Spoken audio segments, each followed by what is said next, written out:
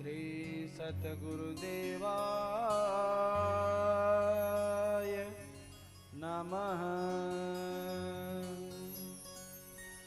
ओम श्री गणेशाय नमः। ओम महासरस्वत्यै नमः। ओम गौरी शंकराय नमः। ओम श्री हनुमते नमः।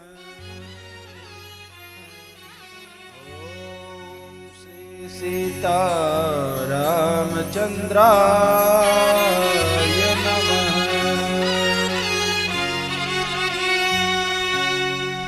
भक्ति भक्त भगवंत गुरु चतुर नाम बपुए,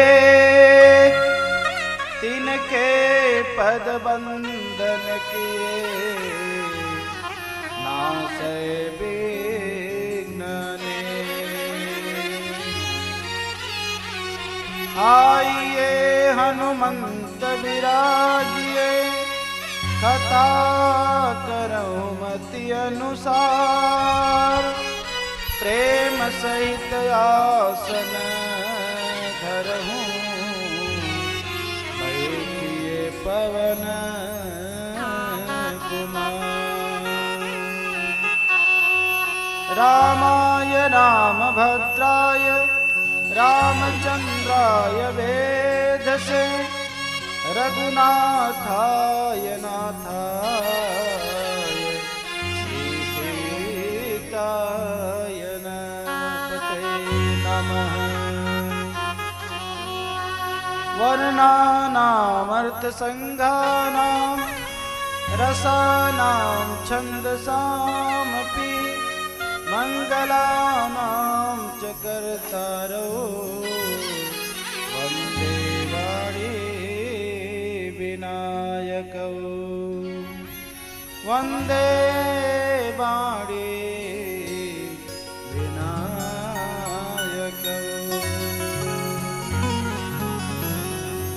देवतनुज नर नाग खग, प्रेत पितर गंधर्व, बंदौ किन्नर रजनिचर, कृपा करहु अब सर्व। त्वमेव माता च पिता त्वमेव बंधो च सखा त्वमेव विद्या द्रविणं त्वमेव सर्वं मम देव देव। त्वमेव सर्वं मम देव देव। श्री सद्गुरुदेव भगवान की जय हो।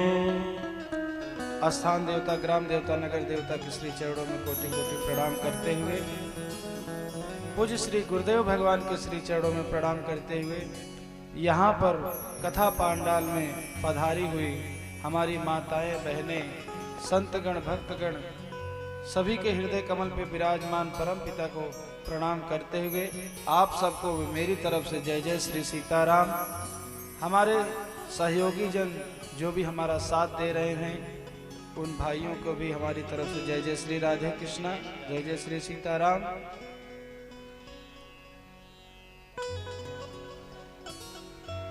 आइए, आज कथा का तीसरा दिन है। प्रथम दिवस तो कलश यात्रा था, प्रथम दिवस तो कथा हो नहीं पाई, और आज जो है तीसरा दिन है। दूसरे दिन से, कल से कथा प्रारंभ हुई। तो कथा का तृतीय दिवस में आप सबका बहुत बहुत स्वागत है, वंदन है। माँ वैष्णो देवी मंदिर का जो निर्माण होने जा रहा है, उसके हेतु राम कथा का आयोजन किया गया है, राम कथा रखा गया है।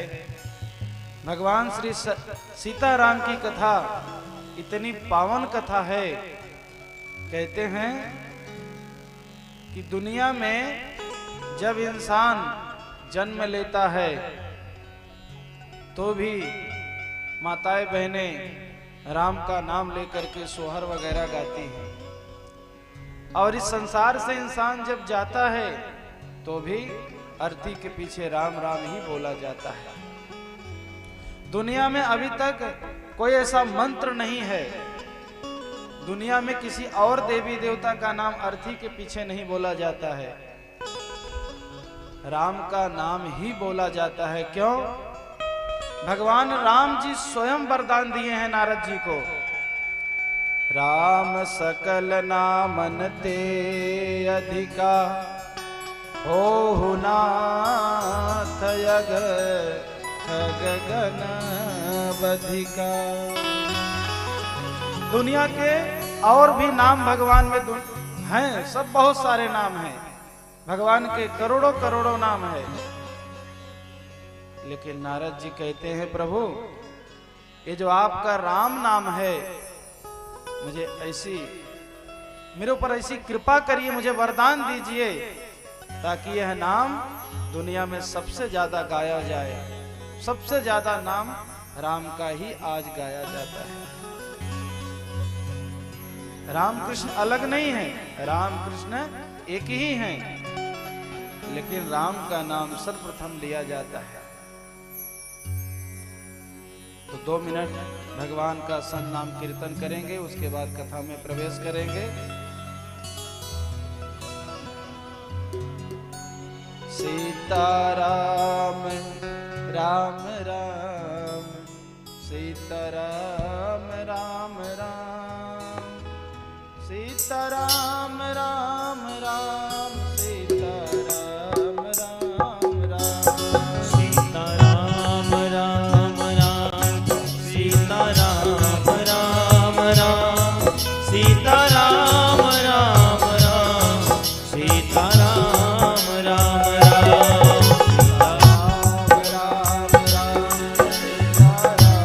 सीताराम राम राम,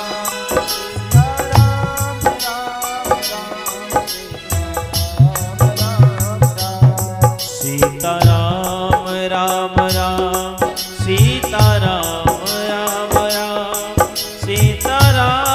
राम राम, सीताराम राम राम, सीताराम राम राम, सीताराम राम राम, सीताराम राम राम, सीताराम राम राम। ताली बजाते हुए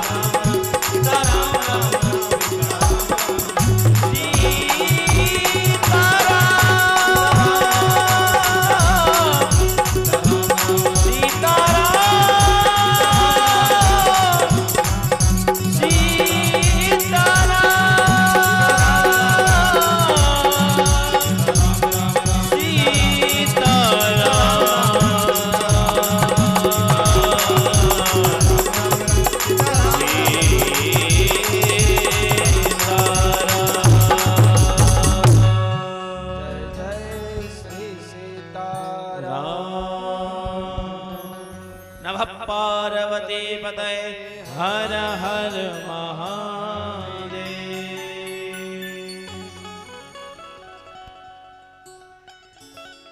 आप सबको एक जानकारी दे दूं,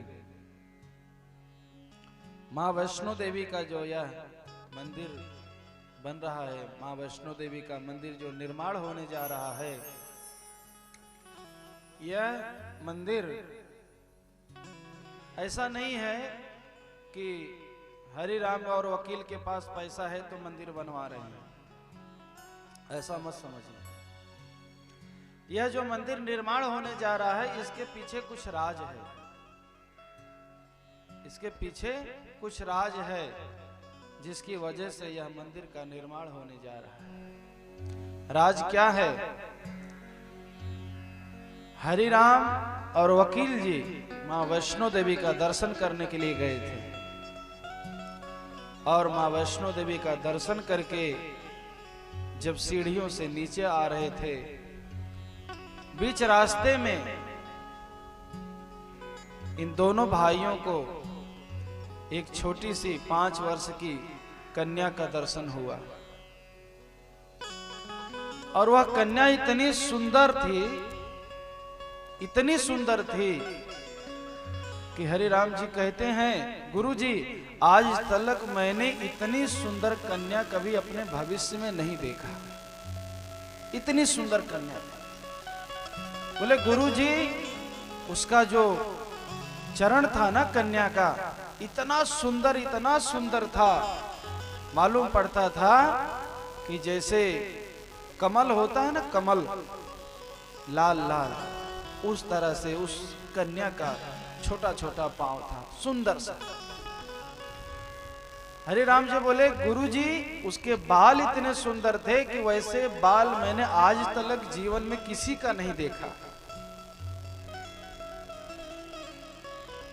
साक्षात माता वैष्णो देवी ही थी, दूसरा कोई नहीं था।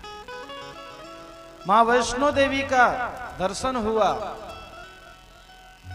और मां वैष्णो देवी को हरि राम जी चॉकलेट भी खरीदे, बहुत कोशिश किए कि माता जी आप कुछ खा लीजिए, बहुत कोशिश करने पर माता जी ने एक चॉकलेट खाया,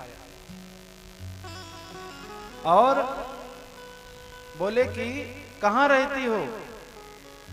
तो माता वैष्णो देवी जो छोटी सी कन्या के रूप में दर्शन दी थी, वह बोली कि मैं यहीं रहती हूँ नीचे। तो बोले कि आपके माता पिता कहाँ हैं? तो बोले नीचे।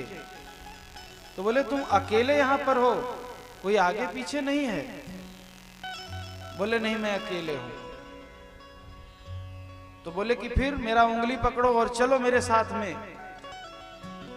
हरि राम जी कह रहे थे हमसे कि गुरुजी, उस कन्या की इतनी सुंदर थी कि उसकी सुंदरता देख करके मेरे मन में विचार आया कि अगर कोई नहीं मिलेगा, इस कन्या को मैं लेकर के चलूंगा, अपने घर पे इसका पालन पोषण करूंगा। और एक जगह बैठ करके मोबाइल पे बात करने लगे हरि राम जी, और पीछे कम से कम 200-500 फीट नीचे खाई गड्ढा है, और एक जगह बैठे थे, इधर मोबाइल पे बात कर रहे थे, और उधर वो कन्या गायब हो गई। वो कन्या गायब हो गई, वह साक्षात माता वैष्णो देवी थी। बोलिए वैष्णो माता की जय। साक्षात वैष्णो माता थी। हमसे बोले गुरुजी क्या करना चाहिए? हमने कहा आज तो नहीं बोलूंगा, मैं समाधि में बैठूंगा, साधना में बैठूंगा, तो माता भगवती का जो आदेश होगा मैं वही बोलूंगा। और एक दिन मैं समाधि में बैठा, साधना में बैठा, तो मैं माता जी से प्रार्थना किया, हे माँ भगवती, हमें ऐसा संकेत दो कि आप हरि राम जी को दर्शन दिए हो, आगे क्या होना चाहिए।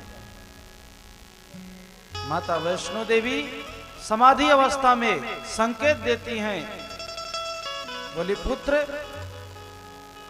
मैं कटरा से चल करके कलैना बाग में आ रही हूं, मेरा एक मंदिर का निर्माण कराओ, करोड़ों करोड़ों भक्तों का मैं यहां भला करूंगी आकर के। ऐसा माता जी ने मुझे संकेत दिया। यहां पर जो आकर के मस्तक टेकेगा, अपने बच्चों का मुंडन करवाएगा, माता जी को जो कुछ भी होता है यथाशक्ति पूजा करेगा, माँ भगवती ने कहा है मैं उसकी मनोकामना पूरी करूंगी और उसके घर में सुख शांति दूंगी। एक बार मंदिर बन जाने दीजिए, इसके बाद में गारंटी देता हूं माँ भगवती का चमत्कार आप देख लेना। स्वयं माता भगवती कटरा से चल करके कलैना बाग में आई हुई है। आप लोग यहाँ कथा सुनने आए हो, ऐसा मत सोचो कि माँ भगवती यहाँ नहीं है। माता आज भी यहाँ पर विराजमान है, और जहाँ राम कथा होती है वहाँ हनुमान जी तो रहते ही रहते हैं। हनुमान जी आगे आगे झंडा लेकर के चलते हैं और पीछे पीछे माँ भगवती शेरा वाली चलती हैं। उसके पीछे पीछे काल भैरव महाराज चलते हैं चंवर डोलाते हुए। तो आप सब यह जान लीजिए, यह सच्चाई है, यह सत्य है, यह झूठ एक पैसे का भी नहीं है। माँ भगवती का दर्शन इस कलिकाल में सोचो कितने लोग पूजा पाठ करते हैं, दर्शन होना मुश्किल हो जाता है, लेकिन इनके भक्ति, इनके प्रेम को देखते हुए माता भगवती का दर्शन इनको हुआ। और हरिराम जी आज भी माता वैष्णो का दर्शन करने के लिए जाते हैं और मन में यही विचार लेकर के जाते हैं, यही भाव लेकर के जाते हैं, एक बार फिर से उस कन्या का दर्शन हो जाए। जाते हैं और हमको भी लेकर के माता वैष्णो देवी गए थे, हम भी गए थे, माँ वैष्णो देवी का दर्शन किए। वहां से माँ वैष्णो देवी के चरणों में कुछ अक्षत चढ़ा करके लेकर के आए और वहां की मिट्टी लेकर के आए और इस मंदिर के निर्माण में वह लगाया जाएगा। तो यह मंदिर बन करके जिस दिन तैयार हो जाएगा, मैं व्यास गद्दी से आपको सत्य कहता हूं, आप पूजा करेंगे, आराधना करेंगे, मां भगवती की शरण में आएंगे तो गारंटी देता हूं मां भगवती आपका दुख जरूर दूर करेगी। यह मंदिर नहीं, यह तीर्थ स्थान है। और जो अपने बच्चों का यहाँ मुंडन करवाएंगे, कराही वगैरह जो चढ़ता है ना गांव में, ये सब करेंगे, माँ भगवती की जो भी यथाशक्ति पूजा पाठ करेंगे, यहाँ आकर के धूप दीप करेंगे, माँ भगवती उनके ऊपर अवश्य कृपा करेगी। क्योंकि माँ भगवती ने स्वयं संदेश दिया है कि मैं यहाँ अवश्य आऊंगी और यहाँ पर हैं, ऐसा नहीं कि नहीं हैं। बस आपका भाव अच्छा होना चाहिए। अगर आपका भाव अच्छा होगा तो गारंटी देता हूं आज भी माता का दर्शन हो सकता है। भावना में भाव नहीं तो भावना बेकार है, और भावना में भाव है तो भाव से बेड़ा पार है। यदि सच्चा भाव होगा तो माँ भगवती आपका दुख दूर करेंगी, आपको दर्शन देंगी, आपको 84 लाख योनियों से उबार करके अपने परम धाम को लेकर के जाएंगे। इसलिए मेरी आवाज जहां जहां तक जा रही है, लोग यह सुने, एक भी पैसे का इसमें झूठ नहीं, मिथ्या नहीं है, सत्य है। एक बार नहीं, मैं 3 बार कहता हूं, सत्य है, सत्य है, सत्य है। एक बार विश्वास करके देखें। माता वैष्णो देवी के साथ में माता सरस्वती रहती हैं, माता महाकाली रहती हैं, हैं? 3 देवियां रहती हैं, महाकाली, महालक्ष्मी, महासरस्वती। तो माँ वैष्णो देवी जब यहाँ पर पधारी हैं, उनका मंदिर बनने जा रहा है, इसका मतलब जो माँ वैष्णो देवी की पूजा करेगा उसे महालक्ष्मी माता की भी कृपा प्राप्त होगी, उसे महाकाली माता की भी कृपा प्राप्त होगी। और उसे सरस्वती माता की भी कृपा प्राप्त हो। सरस्वती माता, महालक्ष्मी, महाकाली, ये तीन माताओं के साथ में वैष्णो माता वहां पर विराजमान रहती है। और वैष्णो माता किसका जाप कर रही है मालूम है? वैष्णो माता किसका जाप कर रही है? कटरा में बैठ करके राम जी का इंतजार कर रही है, राम राम कर रही है। और भगवान राम जी बोले, हे देवी, तुम जहां जहां रहोगी, जहां जहां तुम्हारा मंदिर होगा, वहां पर तुम्हारी कृपा तो रहेगी, महालक्ष्मी, महाकाली, महासरस्वती की कृपा तो रहेगी, साथ साथ में मेरी भी कृपा बनी रहेगी। जो आकर के आपका दर्शन करेगा, आपका पूजा करेगा, ऐसी मां भगवती की कृपा है। आइए माता सरस्वती की वंदना करते हैं, उसके बाद कथा में प्रवेश करेंगे। सुमिरेल शारदा भवानी, सुमिरेल शारदा भवानी, पथ राखा हो महारानी। सुमिरेल शारदा भवानी, पथ राखा हो महारानी।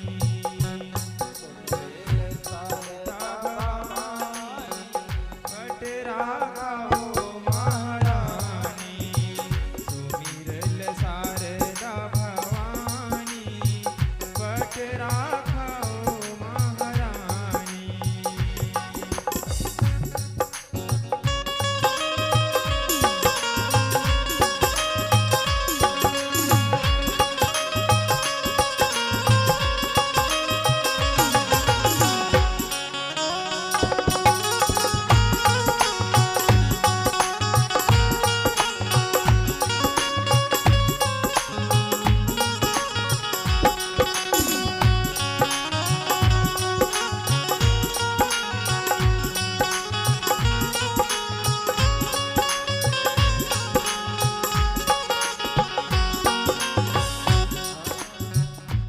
चम चम चमकेला मैया की पयलिया, चम चम चमकेला मैया की पयलिया। मैया की पयलिया हो, मैया की पयलिया। मैया की पयलिया हो, मैया की पयलिया। चमकेला सरजू जैसे पानी, चमकेला सरजू जैसे पानी, पट राखा हो महारानी। सुमिरेल शारदा भवानी, पट राखा हो महारानी।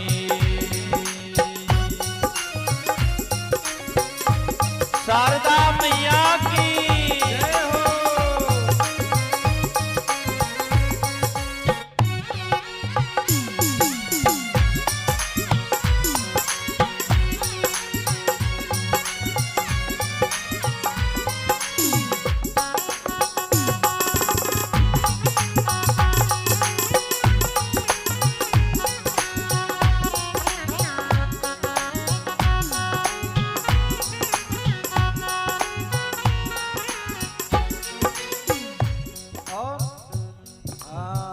चम चम चमकेला मैया के कंगनवा, चम चम चमकेला मैया के कंगनवा। मैया के कंगनवा हो, मैया के कंगनवा। मैया के कंगनवा हो, मैया के कंगनवा। चमकेला सरजू जैसे पानी, चमकेला सरजू जैसे पानी, पट राखा हो महारानी। सुमिरेल शारदा भवानी,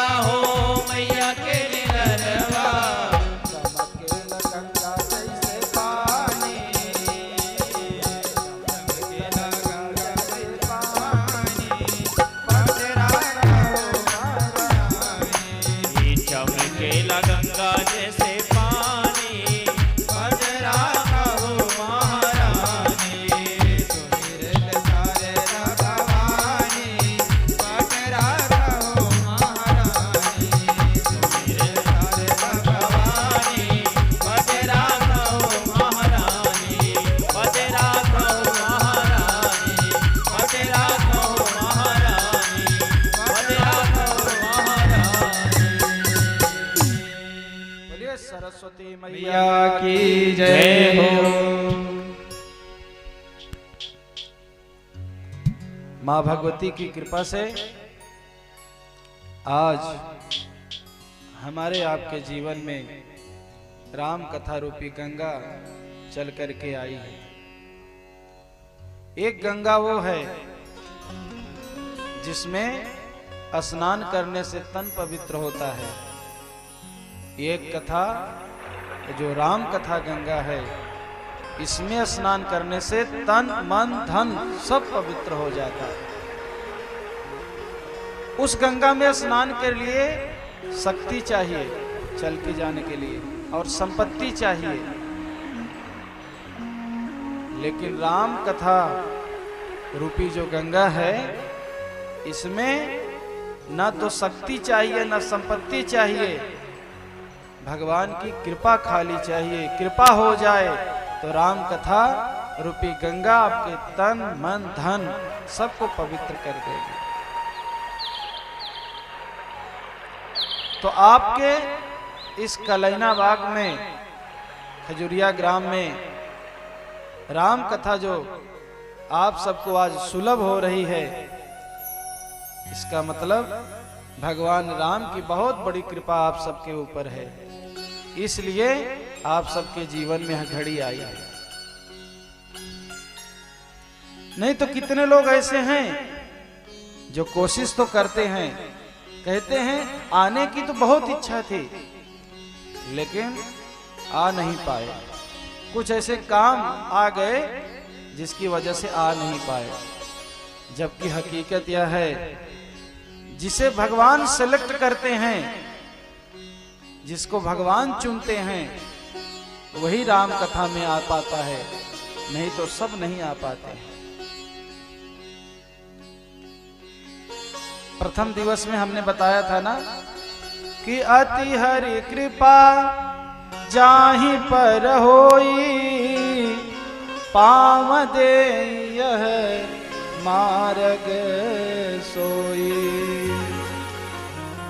जिसके ऊपर भगवान की अति कृपा होती है, वही राम कथा के पांडाल में आ पाते हैं, सब नहीं आ पाते हैं। कितने लोग चाहते तो हैं कि हम चलें, लेकिन उनके ऊपर भगवान की कृपा नहीं है। उनके घर में कुछ ना कुछ काम निकल जाता है, उन्हें कुछ ना कुछ बीमारी आ जाती है, कुछ ना कुछ बुखार आ जाएगा, कुछ ना कुछ बाधा आ जाएगी, वो चाह करके भी नहीं आ पाते हैं। इसका मतलब आप सब भाग्यशाली हो जो भगवान की कथा में पधारे हो। आप प्रेम से कथा सुनिए। मैं आपसे प्रथम दिवस वादा किया था कि सुभाष चंद्र बोस कहते थे तुम मुझे खून दो मैं तुम्हें आजादी दूंगा। मैं कहता हूं आप मुझे 9 दिन दो मैं आपको 9 जीवन दूंगा। यह गारंटी है। बस खाली आप अपने घर से समय से निकल करके आइए और कथा पांडाल में आ करके बैठ करके कथा का आनंद लीजिए। ऐसी ऐसी बातें आप सबको मैं बताऊंगा जो हो सकता है जीवन में आप पहली बार सुने होंगे अथवा पहली बार सुनेंगे। एकादशी का व्रत क्यों रहा जाता है? भगवान शिव जी पर जल क्यों चढ़ाया जाता है? भगवान शिव जी को कुमकुम क्यों नहीं लगाया जाता है? भगवान शिव जी को क्या पसंद है? जो दीपक जल रहा है, इस दीप की उत्पत्ति कहां से हुई है? सारी बातें बताऊंगा, लेकिन शर्त है सादर सुनहु श्रवण मन लाई। सावधानी के साथ बैठ करके और समय से आकर के कथा सुनेंगे, तब जाकर के समझ में आएगा। कुछ लोग ऐसे हैं जो 4 बजे आते हैं, 5 बजे आते हैं, जब कथा का आरती का समय होता है। कथा का समय क्या है? 12 बजे से है। आप लोग 12 बजे ही आ जाया करो। आपको एक बात बताऊं, स्वामी राम सुखदास जी कहते हैं, एक हरिहर दास महाराज थे, एक जगह कथा करने गए थे और हरिहर दास महाराज के जो शिष्य थे वह बोले, गुरुदेव कथा पांडाल में अभी जनता नहीं आई है, श्रोता नहीं आए हैं, आप 1-2 घंटे लेट चलिए कथा पांडाल में, फिर व्यास गद्दी पे बैठ करके आप कथा करिए।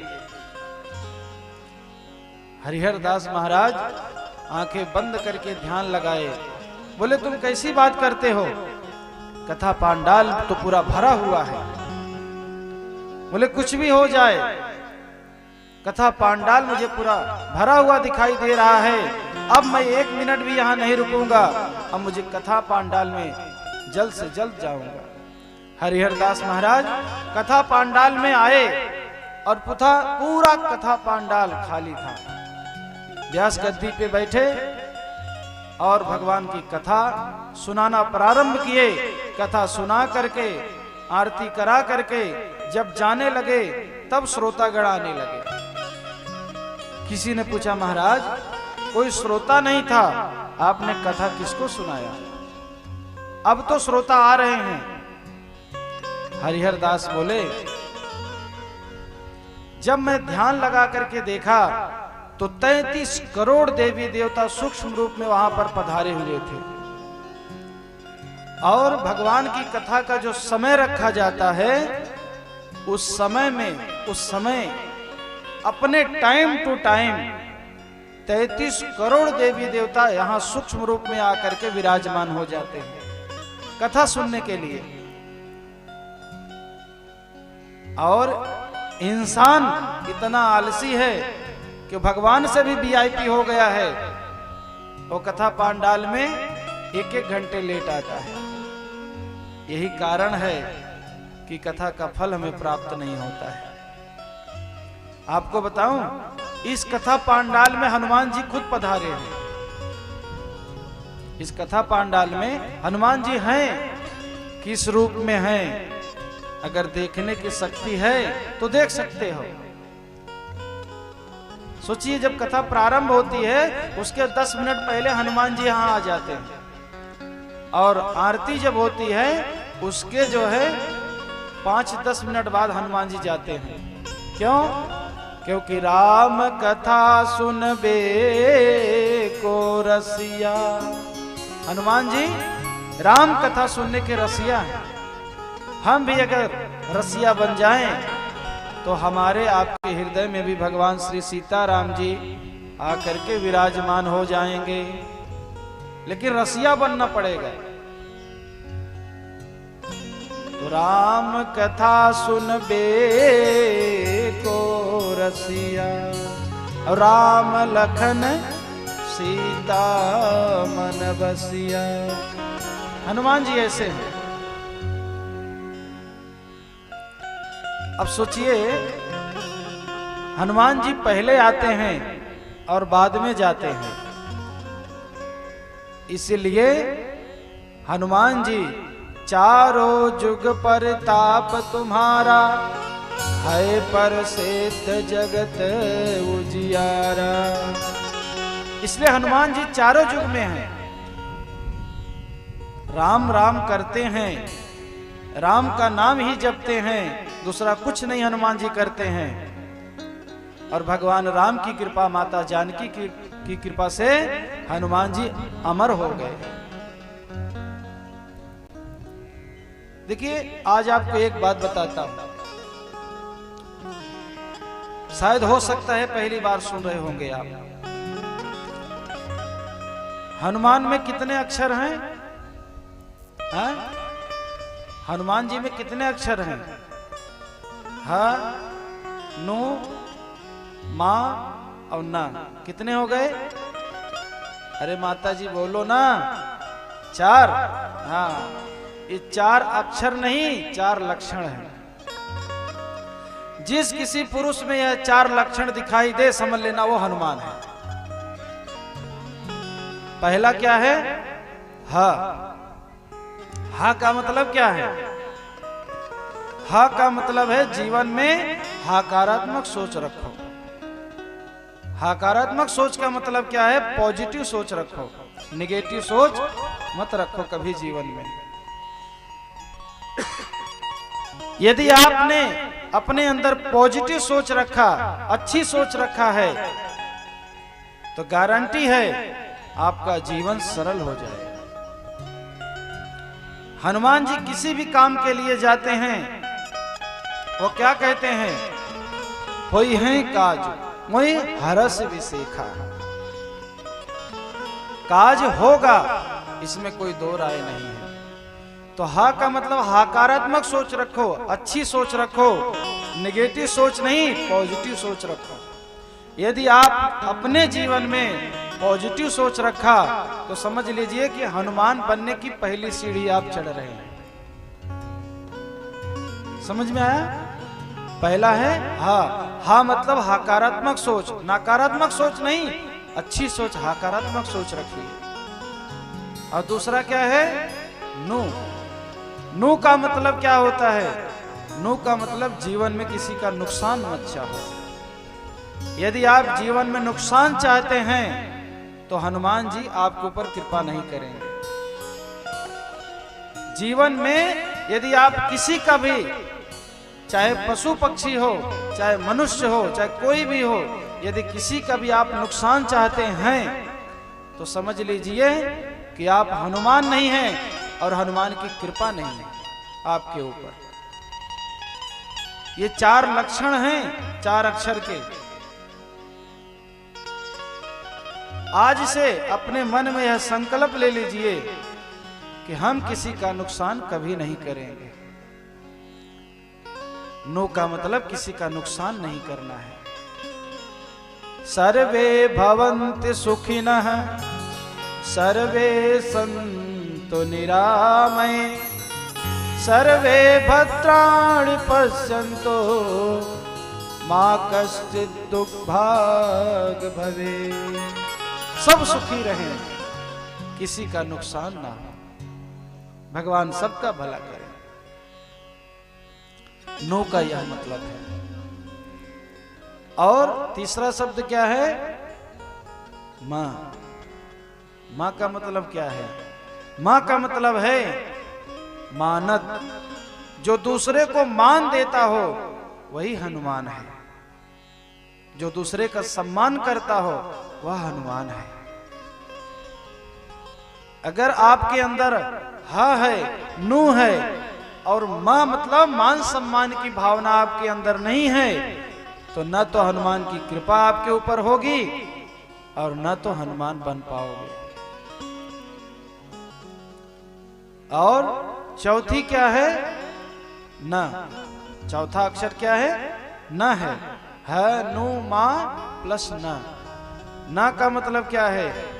न का मतलब सब कुछ होते हुए भी जीवन में नम्रता बनी रहे, उसको हनुमान कहते हैं।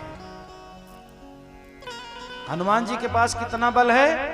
अतुलित बलिधामम हेम शैलाभदेहम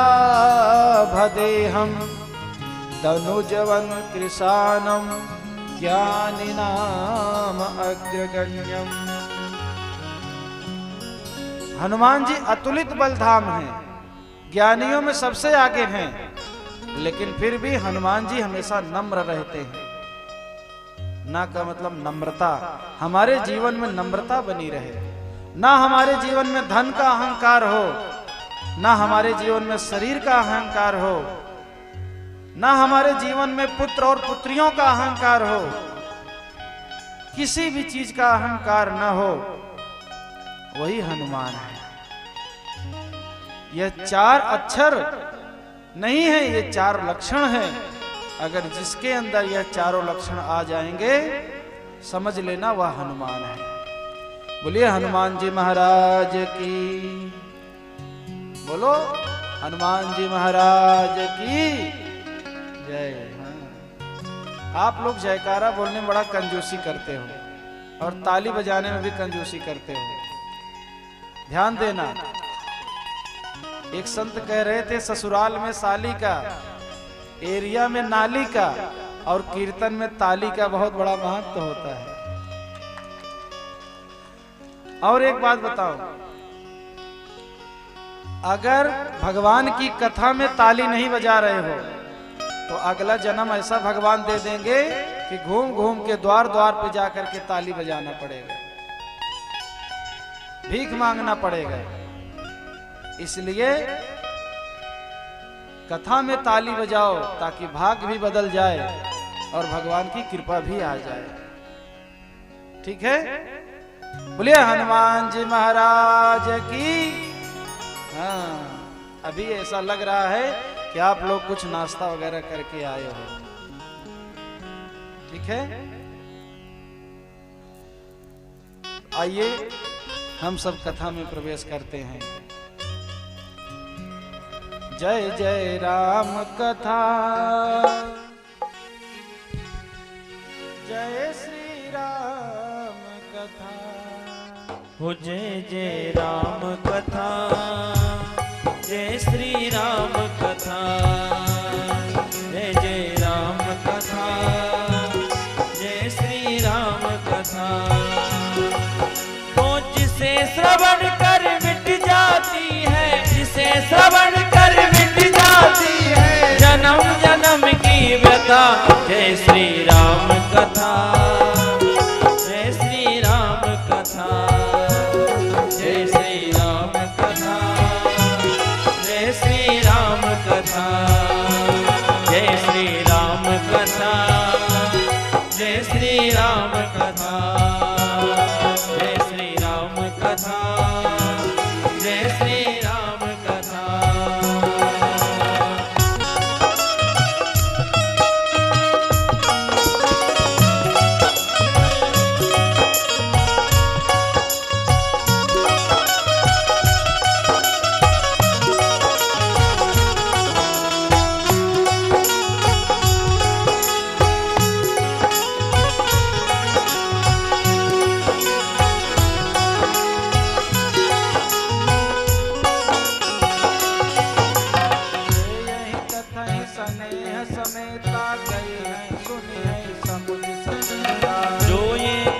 स्नेह समेता कहीं सुनई समुझी समेता। होई है राम चरण अनुरागी कलमल रहित सुमंगल। होई है राम चरण अनुरागी कलमल रहित सुमंगल भागी। सुनकर तू भी धन्य हो जाए, सुनकर तू भी अमर हो जाए, हो सुनकर तू भी अमर हो जाए, पीकर तू भी अमर हो जाए। श्री हनुमंत कथा, जय श्री राम कथा, जय श्री राम कथा, जय श्री राम कथा, जय श्री राम कथा। हो जिसे श्रवण कर मिट जाती है, जिसे श्रवण कर मिट जाती है जन्म जन्म की व्यथा। जय श्री राम कथा, जय श्री राम कथा, जय श्री राम कथा, जय श्री राम कथा।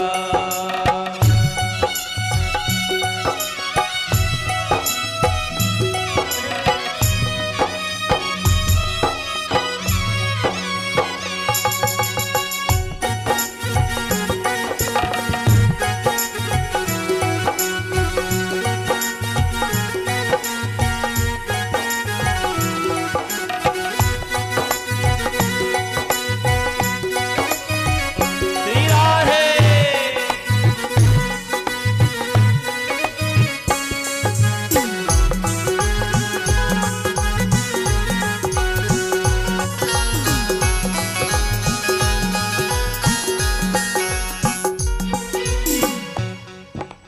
राम कथा सस किरण समाना संत चकोर करई जय पारा। राम कथा सस किरण समाना संत चकोर करहि जेहि पाना। रामचंद्र गुण बर में लागे सुनतै सीता कर दुख भागे। रामचंद्र गुण बर नहीं लागा सुनतहि सीता कर दुख भागा। तेरा भी सब दुख भागेगा, तेरा भी सब दुख भागेगा, तेरा भी सब दुख भागेगा। तेरा भी सब दुख भागेगा। श्री नारद जी जता, जय श्री राम कथा, जय श्री राम कथा, हो जय श्री राम कथा, जय श्री राम कथा। हो जिसे श्रवण कर मिट जाती है, जिसे श्रवण कर मिट जाती है जन्म जन्म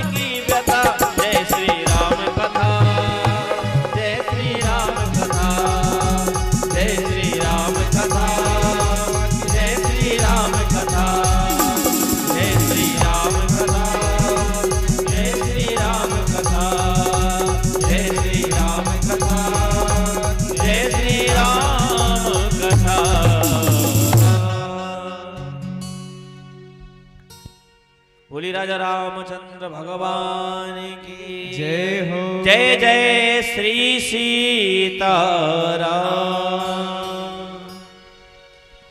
तो रामचरित मानस यही नाम, रामचरित मानस यही नाम, रामचरित मानस यही नाम, हो रामचरित मानस यही नाम, सुनत श्रवण पाय विश्राम, हो सुनत श्रवण पाये विश्राम। रामचरित मानस यही नाम, हो रामचरित मानस यही नाम, सुनत श्रवण पाय विश्राम, हो सुनत श्रवण पाये विश्राम। क्या है? रामचरित मानस यही नामा, सुनत श्रवण पाय विश्रामा। रामचरित मानस में एक बार स्नान करो अच्छे से, जीवन में विश्राम आ जाएगा। विश्राम का मतलब जीवन से दुख भाग जाएगा। आप लोग बहुत दुखी रहते हो ना, वो सारा दुख भाग जाएगा यदि आप रामचरितमानस की कथा श्रवण करेंगे। कल की कथा कहां पहुंची थी, किसी को याद है? हैं? किसी को याद नहीं है?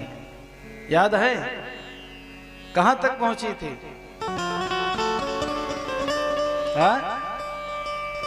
हाँ, पुनि पुनि हृदय विचार कर, धर सीता कर रूप, आगे होई चली पंत तेहि, जेहि आवत नर भूप। माता सती भगवान राम की परीक्षा लेने के लिए गई। कल बताया था हमने, भगवान राम परीक्षा नहीं उनकी प्रतीक्षा करनी चाहिए। माता सती परीक्षा लेने के लिए गई हैं भगवान राम की। और हुआ क्या? जब माता सती परीक्षा लेने के लिए गई सीता जी का रूप धारण करके, तो सबसे पहले किसने देखा? लक्ष्मण जी ने देखा। गोस्वामी तुलसीदास जी कहते हैं, अरे लक्ष्मण देख उमा कृत भेसा, हो लक्ष्मण दीख उमा कृत भेसा, लक्ष्मण देख उमा कृत भेसा, लक्ष्मण दीख उमा कृत भेसा, लक्ष्मण देख उमा कृत भेसा, हो लक्ष्मण दीख उमा कृत भेसा, चकित भये ब्रह्मा देखा, चकित भये भ्रम हृदय विशेषा, चकित भये भ्रम, चकित भये भ्रम, चकित भये भ्रम हृदय विशेषा। सबसे पहले किसने देखा? लक्ष्मण जी ने देखा। लक्ष्मण देख उमा कृत भेसा। परीक्षा लेने कौन गई हैं? माता सती गई हैं। और लक्ष्मण जी क्या देख रहे हैं? उमा का भेष देख रहे हैं। इसका मतलब कौन? इसका मतलब क्या? इसका मतलब लक्ष्मण जी वैराग्य हैं। लक्ष्मण जी क्या हैं? वैरागी हैं। और वैराग्य का तेज इतना होता है, वैराग्य की निगाहें इतनी अच्छी होती हैं कि वैरागी पुरुष जो भी होता है, वैरागी मनुष्य जो भी होता है, वह एक जन्म आगे का देखता है। क्या देखता है? एक जन्म आगे का। अब लक्ष्मण जी वैरागी हैं, अभी सती जी मरी नहीं हैं, लेकिन लक्ष्मण को पहले ही मालूम हो गया है कि यह उमा है। उमा मतलब पार्वती मैया है।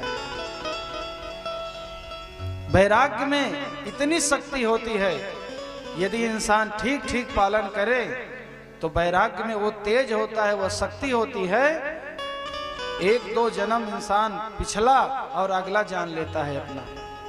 गोस्वामी तुलसीदास जी संदेश दे रहे हैं, कह रहे हैं कि लक्ष्मण देख उमा कृत वेशा।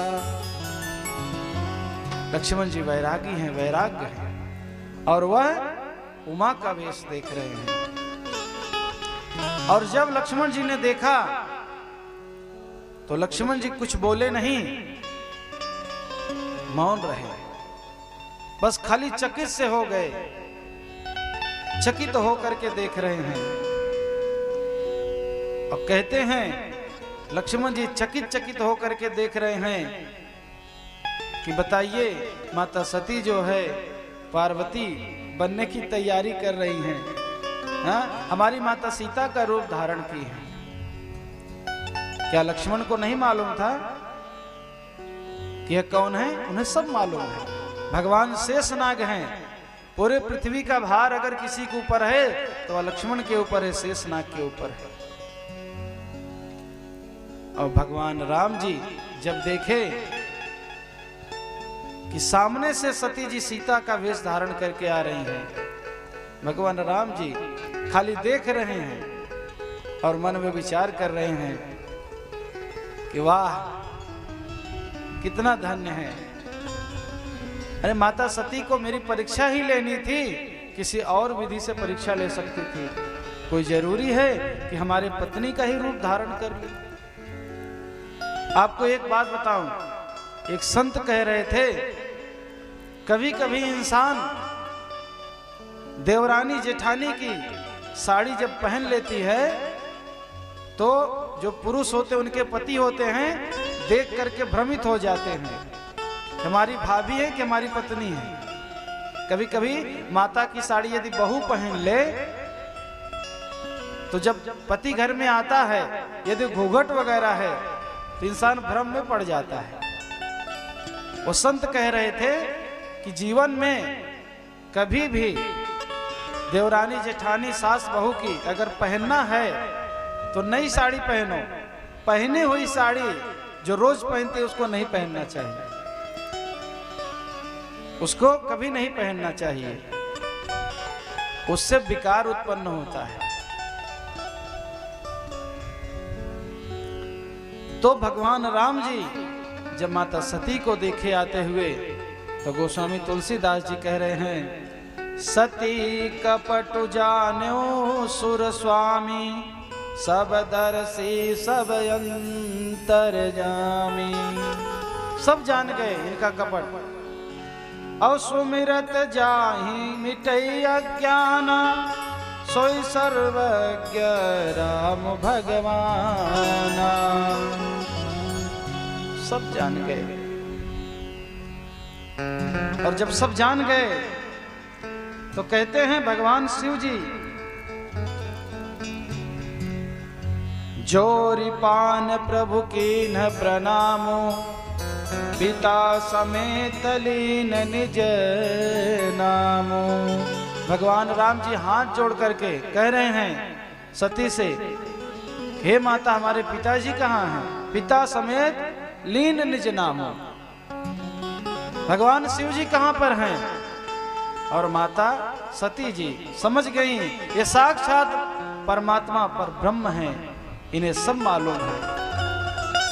और सती मैया मन में विचार करके वहां से भागी और अंदर ही अंदर सोच रही हैं, मैं शंकर कर कहा न माना, मैं शंकर कर कहा न माना, मैं शंकर कर कहा न माना, मैं शंकर कर कहा न माना, मैं शंकर